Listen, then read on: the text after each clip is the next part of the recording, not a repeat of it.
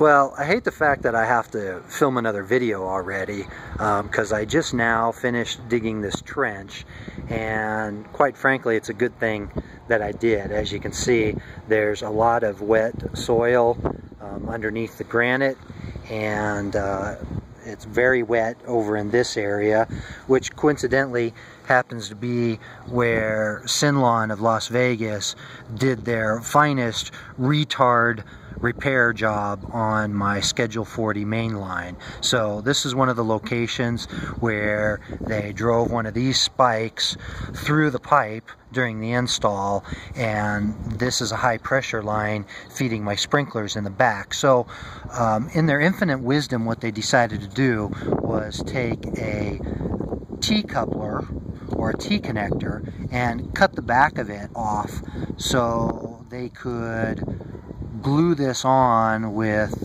blue pipe fitting, and figured that that was good enough. And like I said, this whole area is all very wet, but I don't see a hole in this drip line anywhere. But if I run my hand across this joint right here, you can tell where they can't even get that right.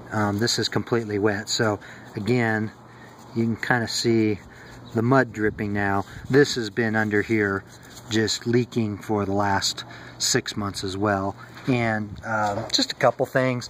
You know, I found, like here on my old control wire, you know, where that's not really them driving a spike through it. That's you can see the copper there. That's where they cut through it when they were pulling the grass out. And now I'm a bit concerned too, because I have a lot of spots like this where there's pipe adhesive, there's blue dots on stuff. So now I'm worried that, like right here, that's where they nicked the pipe and it was leaking, so they just put some glue on it. Figured they'd call it a day. You can see this section right here where this pipe's all wet. There's another hole there. This section of the ground is all wet. I mean, this is almost completely sliced through. I mean, that's more than half of the pipe. So that's been leaking. Another spot of the ground wire. This coupler over here, this is all wet, this is all wet, and then of course, you know, the section with this hole, that hole,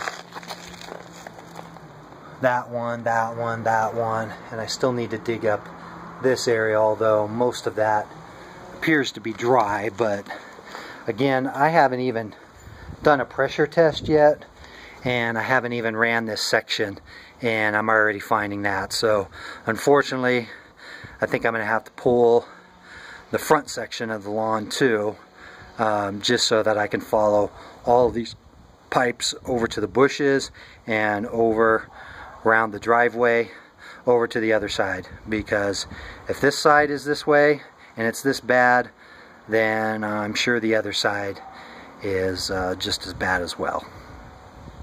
I'll keep you posted.